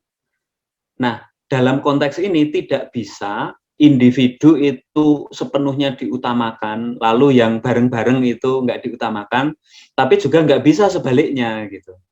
Yang bareng-bareng diutamakan, yang individu-individu ini ditinggalkan gitu. Dia mau mengajak untuk ayo kita lihat dua-duanya lah. Dalam relasi yang berciri kesalingan ini kita mengupayakan apa yang baik bagi bersama. Nah, dalam konteks itulah kemudian kalau pertanyaannya Angga tadi soal bagaimana untuk mencapai sih nilai tertentu atau keadilan atau kesejahteraan atau kita kaya bersama dan seterusnya, apakah kita melulu mengandalkan institusi? Saya tidak menemukan Sen itu, mungkin Rehan punya jawaban lain ya, tapi saya belum menemukan bahwa Sen itu cenderung apa ya, komunalistik gitu ya, bahwa institusi nanti akan menentukan semuanya. Enggak, itu justru yang dia kritik, institusionalisme itu. Kenapa? Karena toh institusi itu kan juga digerakkan oleh individu-individu kan. Nah, dalam konteks inilah kemudian individu-individu itu juga berdaya juga dan harus dihargai juga keberdayaannya dia. Tetapi untuk nanti sampai pada perubahan yang bersama-sama itu memang butuh waktu. Nah, kurang lebih itu sih komentar atau tanggapan saya. Rehan mungkin. Ya, saya setuju sama tanggapannya Pak Simon. Kayaknya itu yang membuat Sen itu juga unik ya dari pendekatannya dia. Itu tuh dia nggak pernah secara polar memilih satu dan menolak yang lain. Jadi selalu cari jalan tengahnya. Apa yang bisa diambil dari institusionalisme, apa yang nggak bisa diambil gitu. Apa yang bisa kita ambil dari pandangan terhadap individu, apa yang kita tidak bisa ambil gitu. Kayaknya dari bukunya dia selalu singgung kedua belah pihak dan nggak pernah polar ke satu. Dan itu yang membuatnya menarik karena jarang filsuf ada yang bisa ambil jalan tengah gitu. Biasanya kalau kanan kiri gitu. Gitu kurang lebih. Oke. Jadi gimana Mas Angga feel? Apakah cukup? Oke. Ya, meskipun waktu kita lumayan terbatas ya kawan-kawan ya. Cuma saya rasa kita semua yang ada di sini sepakat lah untuk kalau ada diskusi ya kita teruskan aja gitu kan. Saya rasa kita semua nggak keberatan. Tapi mungkin untuk pertanyaan selanjutnya bisa lebih jawabannya dipersingkat ya, kalau bisa ya. Kalau enggak ya nggak masalah juga sih kayak gitu. Nah, saya akan bacakan pertanyaan selanjutnya dari Saudara Filipus Pandito. Nah, izin bertanya, jika dilihat teori Amartya Sen terkait kapabilitas dan kebebasan, apakah di Indonesia sudah dibilang mengimplementasikan keadilan? Nah, keadilan yang dimaksud di sini merupakan keadilan di sektor ekonomi dan kebijakan politik. Terima kasih. Pertanyaannya cukup singkat ya. Langsung bisa ditanggapi, monggo. Nah, ini nggak jauh beda sama pertanyaan sebelumnya ya. Again, jawabannya sama kayak yang tadi udah dijelaskan panjang sama Pak Simon. Sebenarnya kayaknya jawabannya ada di situ juga. Keadilannya seperti apa ya? Setidaknya kita tahu bahwa hari ini itu lebih baik dari Indonesia yang beberapa tahun yang lalu. Dan dari situ berarti kita bisa, oke, bilang udah cukup adil sama ini. Tapi kita bisa lebih baik besok gitu kan. Kayaknya jawaban saya bakal kayak gitu terus. Karena emang itu yang membedakan pendekatan kapabilitas dengan teori-teori keadilan yang benar-benar punya definisi keadilan itu konkret seperti apa. Kalau itu nggak tercapai berarti nggak adil gitu. At least Indonesia hari ini itu lebih baik dari Indonesia beberapa tahun yang lalu. Kalau pertanyaannya adalah apakah sudah mengimplementasikan keadilan, itu jawaban saya sih, Pak. Oke. Saya melanjutkan ya. Halo Pandito, Philip. Begini, saya malah justru mengajak, yuk kita ganti yuk pertanyaannya. Masih ada yang nggak adil nggak di Indonesia? Persis itu yang didorong oleh Sen. Kalau kita mau mencapai keadilan, jangan tanya apa itu keadilan, tapi mana yang masih nggak adil di Indonesia ini. Lalu yuk kira-kira ini adilnya kayak gimana? Yuk kita perbaiki bareng-bareng gitu.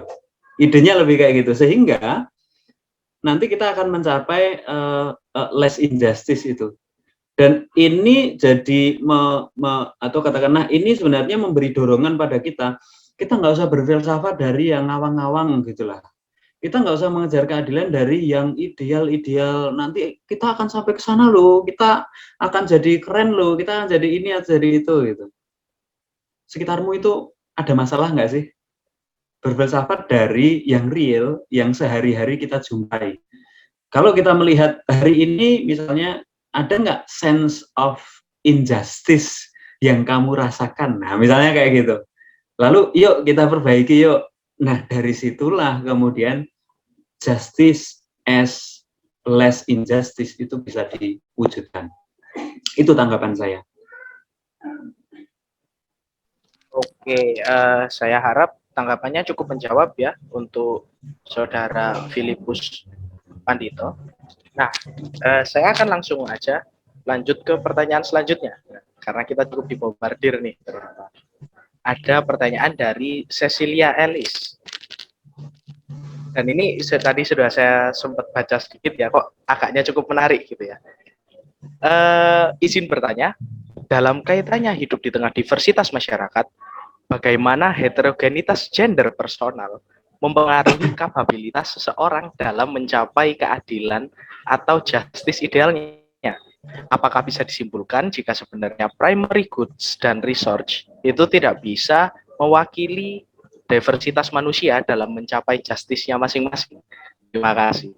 Oke, ini cukup berat dan juga kita rasa kita semua lumayan aware lah kalau persoalan soal gender itu makin hari makin dekat gitu kan dengan kehidupan kita sehari-hari. Moga langsung ditanggapi aja oleh Mas Rehan dan Pak Simon. Silakan. Saya juga melihat bahwa ini pertanyaan yang sangat menarik. Karena sebenarnya kalau jadi penegak kapabilitas bukan cuma Sen, tapi ada yang namanya Martha Nussbaum. Kayaknya dia lebih menjawab pertanyaan detail soal ini deh, Martha Nussbaum. Aku nggak baca bukunya dia, tapi kalau tertarik mungkin bisa di look it up, Martha Nussbaum, pendekatan kapabilitasnya gimana. Lalu ya gimana, bagaimana heterogenitas gender mempengaruhi kapabilitas, dan berarti primary goods nggak bisa menjadi wakil. Ya, mungkin saya ini aja ya, jadi saya singgung aja, Martha Nussbaum itu menyebut ada 10 kapabilitas sentral, dia bilang gitu. Jadi kapabilitas itu kan kombinasi dari kapabilitas itu menjadi satu set, lalu membentuk kapabilitas yang lebih besar gitu ya. Tapi kalau menurut Nussbaum itu ada 10 setidaknya yang menjadi basic.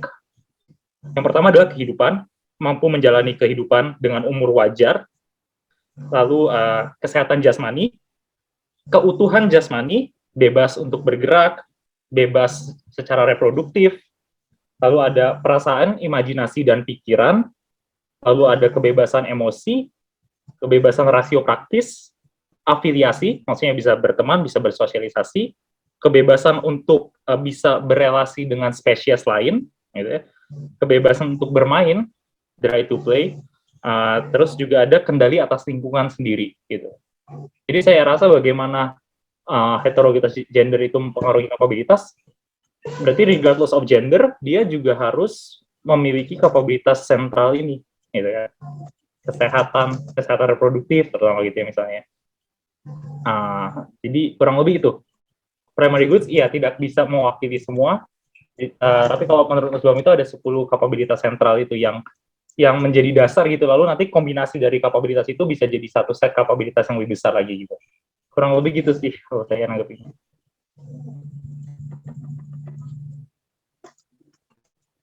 Silakan Pak Simon. Oke, Pak Simon. Oke. Boleh. Ya. Langsung aja. Yang pertama, saya tidak menemukan ya dalam teks-teksnya Sen yang dia secara spesifik bicara tentang gender ya. Mungkin saya belum kurang piknik aja, tapi saya belum menemukan yang secara spesifik itu bicara tentang gender, itu belum.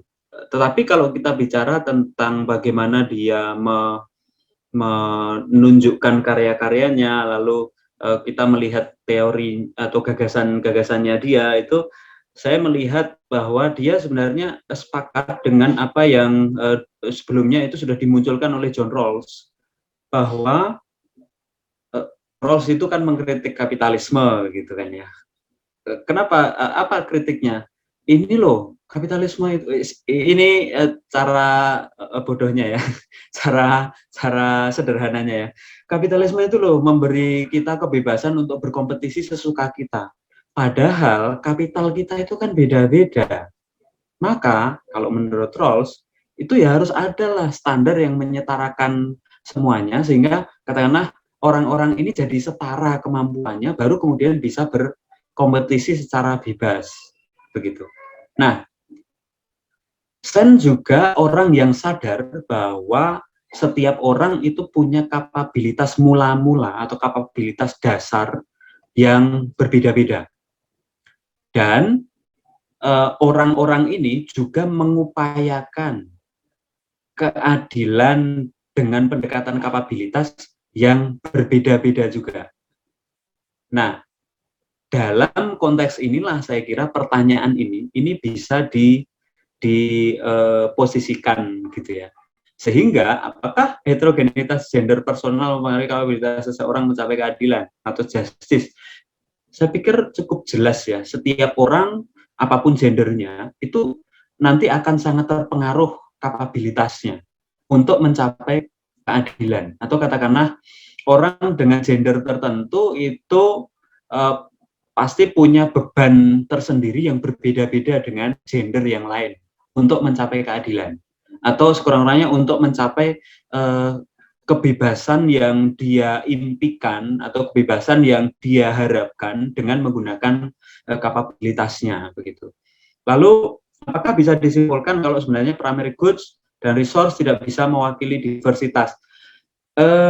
Saya lebih ingin mengatakan bahwa ini, kalau kita bicara tentang keadilan dengan pendekatan kapabilitas, yang ingin didorong oleh Sen adalah kita perlu melihat manusia dalam gendernya masing-masing, dalam situasinya masing-masing, secara multidimensional.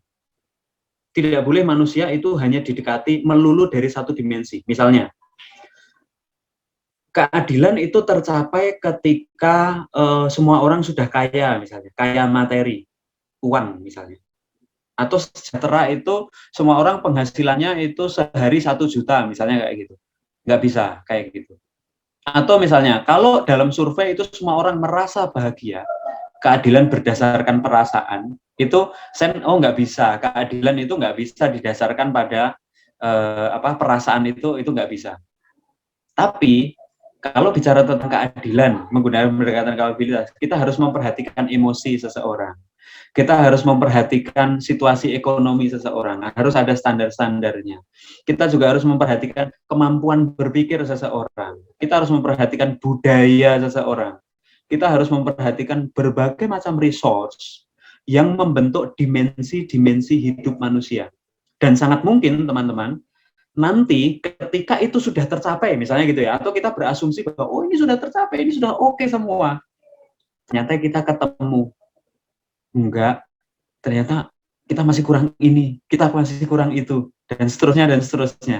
Dalam konteks itulah, jadi nampak banget kan, bahwa pendekatan kapabilitas ini menghormati manusia yang sebenarnya tidak pernah final, terus-menerus menjadi dalam eksistensinya. Itu saya kira. Terima kasih ya. Oke, sebenarnya saya mau memperkaya diskusinya sih tadi.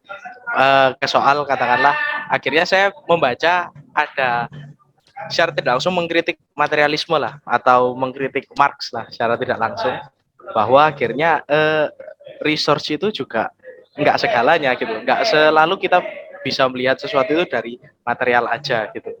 Cuma mungkin kita bisa keep diskusi itu untuk lain waktu ya, karena masih ada satu pertanyaan lagi.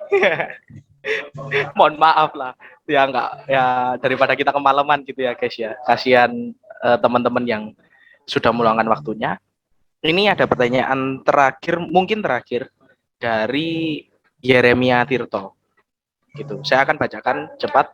Saya mau bertanya, menanggapi pertanyaan dari pernyataan dari Pak Simon yang kurang lebih mengutip cara memaknai keadilan dan demokrasi dari pendekatan kapabilitas Amartya Sen yang tidak bisa secara instan tercipta, namun pelan-pelan dahulu, layaknya kebijaksanaan seorang yang sudah lanjut usia. Tetapi saya merasa masyarakat saat ini membutuhkan solusi aktif yang benar-benar dapat mengatasi permasalahan keadilan dan demokrasi. Kebanyakan yang saya temukan dari pengamatan indrawi di lapangan meminta hal yang bersifat praktisnya atau tindakan apa yang bisa dilakukan untuk segera mengatasi problem keadilan daripada duduk bersama, diskusi, dan bertukar pikiran tentang arti keadilan, demokrasi, kapabilitas, dan sebagainya. Bisa ditanggapi oleh Abang Rehan dan Pak Simon. Makasih. Cukup jelas ya. Sekali lagi kita ditagih soal solusi konkretnya nih dari pemikirannya Sen buat kehidupan sehari-hari atau relevansinya. Monggo teman-teman bisa dikasih pencerahannya, Pak Simon dan Rehan, silakan. Siapa ini, Pak Simon aja atau saya juga? Kayaknya ini ditujukan secara khusus ke Pak Simon ya. Nggak apa-apa, kalau misalnya ada tanggapan nggak apa-apa Mas. Mungkin Okay. soal jawaban konkretnya gitu aja. Mungkin kalau saya sih penekanannya diskusi pelan-pelan itu nggak berarti nggak konkret, nggak berarti pasif loh ya. Diskusi itu penting supaya saat dipraktekkan sesuai sasaran, karena kalau enggak juga kita nanti nggak memenuhi kapabilitas yang diinginkan gitu kan. Jadi kayaknya saya nangkepnya yang tadi dimaksud oleh Pak Simon itu pelan-pelan layaknya kebijaksanaan seorang yang tua itu bukan berarti pasif loh gitu, tapi emang nggak instan gitu, aktif, konkret, cuman nggak instan aja, karena emang nggak mungkin instan juga, malah lebih ngawang-ngawang kalau instan. Jadi saya rasa itu deh, ya pelan tapi nggak berarti pasif gitu, itu tetap konkret kalau menurut saya. Terima kasih. Oke, saya melanjutkan. Saya sepakat dengan itu ya. Saya melihat sekurang-kurangnya ada dua hal yang penting untuk dipahami terkait dengan ini ya. Bentuk konkretnya nanti seperti apa. Yang pertama, Sen itu mendorong agar perubahan-perubahan itu dimulai dari data konkret real yang kita punya itu apa. Maka harus diidentifikasi dulu kalau mau melakukan perubahan itu. Tidak kemudian, oh ini ada teori kayak gini, yuk kita ikuti yuk gitu. Enggak, Sen justru mengajak untuk melihat kita punya apa sih sebenarnya. Atau kalau kita bicara tentang Indonesia yang mungkin semakin nggak demokratis atau masih banyak orang miskin gitu, pertanyaannya kita punya apa? Jangan ngayal dulu lah, jangan ngayal, oh nanti pasti akan gini atau akan gitu. Enggak, kita punya apa dulu? Itu harus diidentifikasi secara teliti. Kemudian yang kedua, strategi konkret untuk nanti mencapai apa yang kita impikan itu apa. Itu harus dilakukan dengan selalu terbuka atau saya suka juga untuk menyebut bahwa mengikuti Sen itu sebenarnya kita didorong untuk menjadi pribadi yang pembelajar, yang suka belajar, mau dievaluasi terus-menerus gitu. Apa yang kita punya, apa yang kita harapkan, yuk lakukan. Itu berhasil atau itu gagal, nanti dievaluasi terus, perbaiki terus-menerus, kayak gitu. Nah, model pribadi seperti itu, kalau kita harapannya memang nanti kapabilitasnya akan semakin tinggi, semakin tinggi, semakin tinggi. Lalu yang kedua, yang menurut saya juga penting adalah jangan remehkan individu, ya. Jangan remehkan mimpi-mimpi kecil begitu. Belajar dari Sen itu menurut saya betapa penting kita sadar bahwa detail itu atau hal-hal kecil itu bisa jadi sangat menentukan. Jangan merasa bahwa oh iya nih saya kan cuma sendiri yang bisa mikir kayak gini gitu. Ya masalahnya adalah kamu bisa cerita nggak sama teman yang lain. Siapa tahu nanti dia juga punya ide yang kurang lebih sama lalu bisa melakukan sesuatu misalnya. Nah, hal-hal yang seperti itu akan membantu kita untuk sadar akan oh kita punya kapabilitas ini dan kita bisa mengupayakan yang ini. Soal nanti gagal atau berhasil ya nanti kita perbaiki terus-menerus. Kayak gitu. Tua ya, cukup tua ya. Tapi menurut saya ini ya bijak yang menurut saya ya justru ini orang muda yang mau belajar terus itu saya kira ya kurang lebih kayak gitu. Secara konkret kalau saya menunjukkan yang jauh lebih konkret misalnya apakah Google Maps itu sejak awal itu sudah sempurna? Enggak kan? Google Maps itu kita bikin bersama-sama itu. Yang penting lempar dulu, nanti perbaikan, hasilnya juga ya nggak sempurna-sempurna amat kan, sampai seterusnya juga nggak sempurna-sempurna amat. Tetapi menjadi lebih baik, menjadi lebih baik, menjadi lebih baik. Nah, kurang lebih kayak gitu sih. Itu saya kira tawaran sikap. Saya kira itu yang penting. Makasih. Ya, Oke. Existential justice. Itu kayaknya dikip dulu ya Mas Rehan ya. Nanti sebentar. Jadi karena kita sudah semakin larut malam ya saya rasa. Dan terima kasih buat kesediaan teman-teman yang masih bertahan gitu. Saya mempersilahkan buat teman-teman sekalian untuk mengisi daftar akhir gitu ya, daftar hadir akhir yang mungkin bisa difasilitasi juga sama teman-teman panitia yang lain.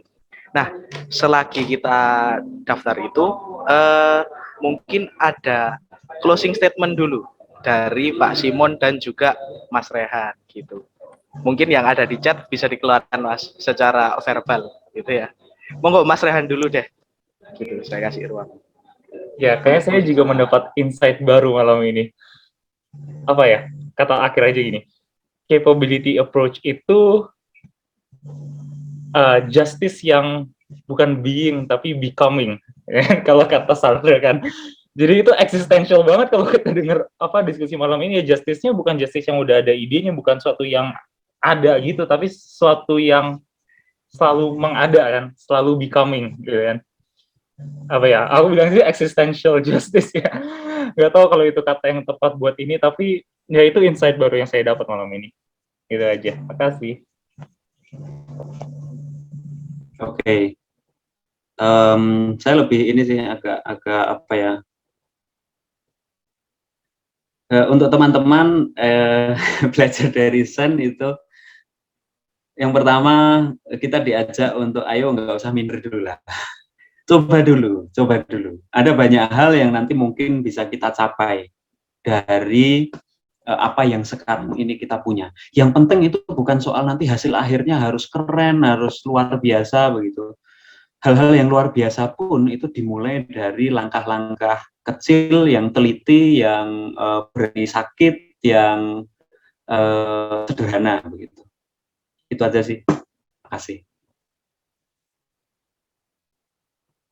Oke, sebuah closing statement yang cukup mantap ya dari Pak Simon dan juga Mas Rehan yang mengingatkan kita supaya ya nikmati prosesnya dulu aja lah, dan kalau kita emang masih bisa diskusi malam ini itu sudah merupakan kemewahan. dan juga apa ya, memfasilitasi capabilities kita lah untuk terus berkembang. Kurang lebih seperti itu. Nah, saya di sini agak demokratis lah katakanlah. Kok kayaknya teman-teman masih banyak mau lanjut diskusi, ini enaknya diteruskan apa enggak ini? Saya buka ruang. Ya apa Pak? Enak ya Pak. Dan juga Mas Rehan. Masih sanggup nggak? Saya cukup aja sih. Nah, dicukupkan aja kayaknya. Oke, karena mengingat waktu kita juga Itu aja dirinya biasa. Makasih banyak. Oke, terima kasih buat Pak Simon dan juga Mas Rehan yang sudah hadir bersama kita di sini. Terima kasih atas materi dan juga pencerahannya lah katakanlah gitu. Meskipun mungkin agak menambah keruwetan hidup sedikit, setidaknya kita bisa refleksi lebih dalam. Kurang lebih seperti itu ya. Buat teman-teman, mungkin untuk tim dokumentasi gitu, karena kita sudah diskusi cukup seru malam ini, saya kira juga ada baiknya bagi kita untuk mengabadikan momen bersama gitu. Buat teman-teman yang ada di sini yang berkenan untuk menyalakan kameranya, boleh menyalakan kamera supaya bisa difasilitasi oleh teman-teman panitia untuk dokumentasi bersama-sama.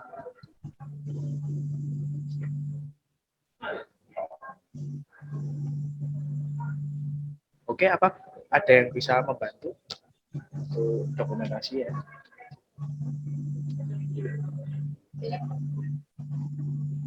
Oke. Oke, udah standby semua ya. Saya akan ambil gambar kita. Ya, 1, 2. Oke. Sip. Terima kasih teman-teman atas kehadiran dan juga waktunya, terutama Pak Simon dan juga Mas Rehan yang sekarang juga lagi studi S2 ya. Gitu. Kita doakan supaya studinya juga lancar-lancar aja, dan juga terima kasih buat teman-teman semua yang udah hadir, yang mau diskusi bareng-bareng kita di sini. Gitu. Terima kasih atas waktunya. Selamat malam, dan jangan lupa mungkin agenda 2 minggu lagi kita juga akan ada diskusi yang sama dengan topik-topik yang lebih menarik gitu, masih dengan link Zoom yang sama dan juga hari dan jam yang sama. Jadi stay tune terus ya, jangan sampai terlambat juga, and see you on next meeting. Thank you all. Terima kasih. Makasih teman-teman.